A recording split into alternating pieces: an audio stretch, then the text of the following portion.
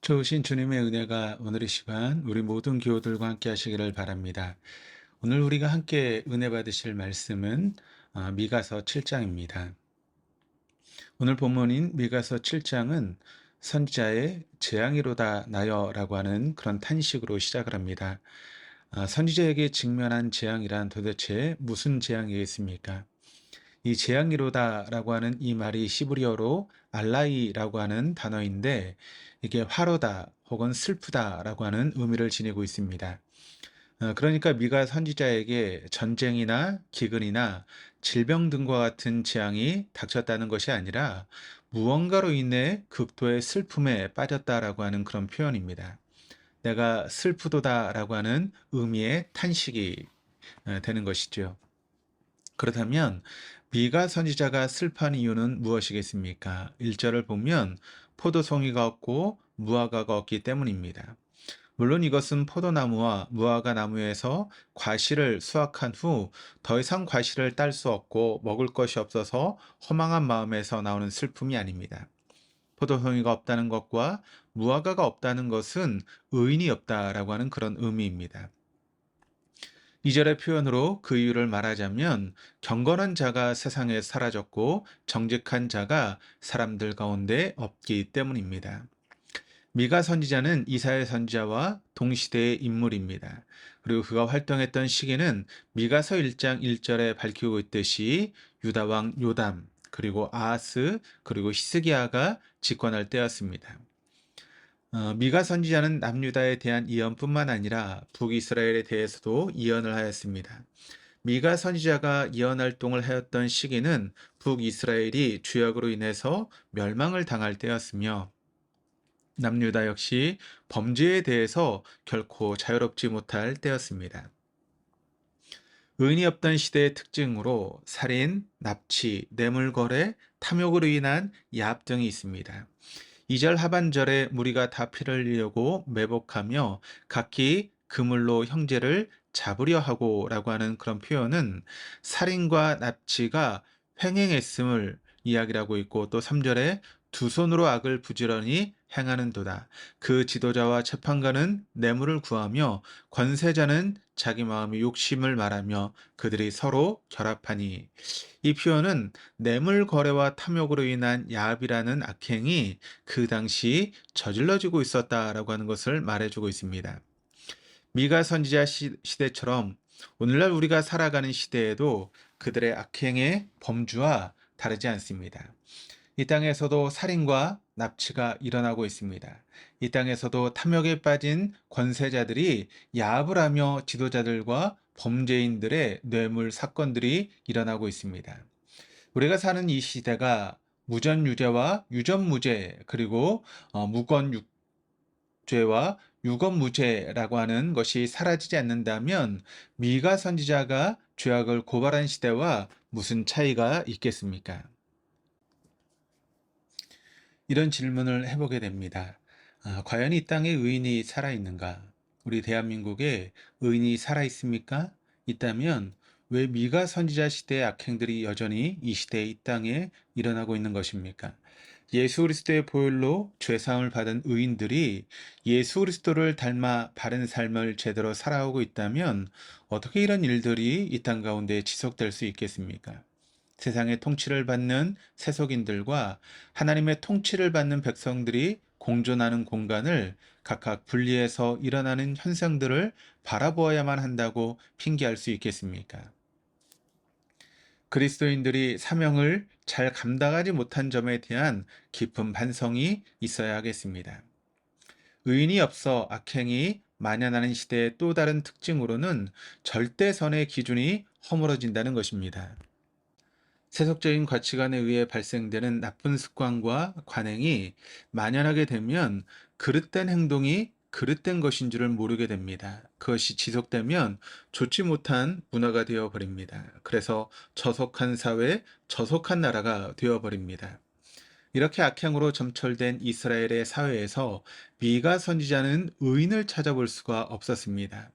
4절 상반절에 그들이 강한 선한 자라도 가시 같고 가장 정직한 자라도 찔레 울타리보다 더하도다 라고 말씀합니다. 만약에 내가 누군가로부터 선하고 내가 정직하다고 평가를 받는다면 그것은 절대 선의 기준이 아닌 상대적인 선이 아닌지를 생각해 볼 필요가 있습니다. 예를 들어 노예 시대, 식민 지배 시대, 독재 시대에 즉 피지배 계층의 인권이라고는 찾아볼 수 없는 시대에 지배 계층의 한 사람이 피지배 계층에게 빵 한 조각을 주었다면 그 사람은 그 시대의 가치관 기준으로 볼 때 선한 자라고 하는 평가를 받을 수 있습니다. 하지만 절대선의 기준으로 보면 가시 같은 사람일 수도 있고 찔레 울타리보다 더한 사람일 수도 있습니다. 마찬가지로 지금 우리가 베풀고 있는 성과 나눔이 오늘날 가치관에 비추어 보면 그것이 선한 행위라고 할 수 있으나 하나님의 절대선의 기준으로 보면 과연 그것이 선한 행위라고 장담할 수 있겠습니까? 우리가 살아가는 시대가 미가 선지자 시대보다 더 좋다고 말할 수 없는 현상들을 보게 됩니다. 5절을 보면 너희는 이웃을 믿지 말며 친구를 의지하지 말며 내 품에 누운 여인에게라도 내 입의 문을 지킬지어다. 이웃과 친구와 배우자를 믿지 못하는 사회를 결코 정상적인 사회라고 말할 수 없습니다. 이 세상에서 어느 누구도 믿지 말라는 말이 신조가 되면 이 사회는 분명히 병들어 있고 불의가 판을 치는 사회입니다. 6절입니다. 아들이 아버지를 멸시하며 딸이 어머니를 대적하며 며느리가 시어머니를 대적하리니 사람의 원수가 곧 자기 집안 사람이리로다. 가장 가깝게 지내는 가족들이 원수가 되어지는 시대는 예수님께서 복음서에서 언급하신 재난의 시대입니다.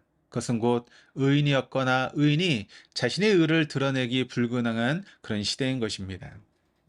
그런 시대는 종국에는 미가 선지자가 사절에서 언급하고 있는 심판의 날을 의미하는 파수꾼들의 날, 형벌의 날을 맞이하게 될 것입니다.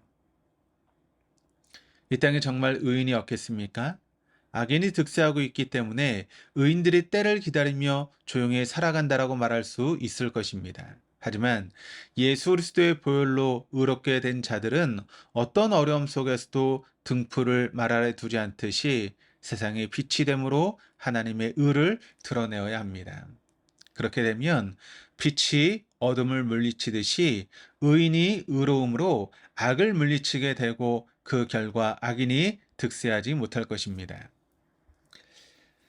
미가 선지자가 재앙이로다라고 탄식하는 시대, 경건한 자가 없고 정직한 자가 없는 시대에 살아가는 자에게 필요한 것은 오직 여호와 하나님을 바라보는 것입니다. 그것만이 회복을 위한 시작점이 됩니다. 7절입니다. 오직 나는 여호와를 우러러 보며 나를 구원하시는 하나님을 바라보나니 나의 하나님이 나에게 귀를 기울이시리로다. 죄로 물든 세상으로 말미암아 의롭게 살기가 매우 힘든 시대일수록 그리고 약자의 인권이 짓밟히는 시대일수록 우리는 하나님을 바라보아야 합니다. 비록 세속적인 가치관이 판을 치고 절대선이 무너진 세상 속에서 살면서 죄를 범했을지라도 그리고 그 죄로 말미암아 괴로움을 당할지라도 우리는 하나님을 바라보아야 합니다. 하나님을 바라본다라고 하는 것은 단순히 현실의 어려움이 사라지도록 도움을 바라는 것이 아니라 과거의 잘못된 삶을 청산하고 절대선의 기준에 적합한 선한 삶을 살겠다라고 하는 결단입니다. 그럴 때 하나님께서 나의 빛이 되실 것이고 나를 변호해 주실 것입니다.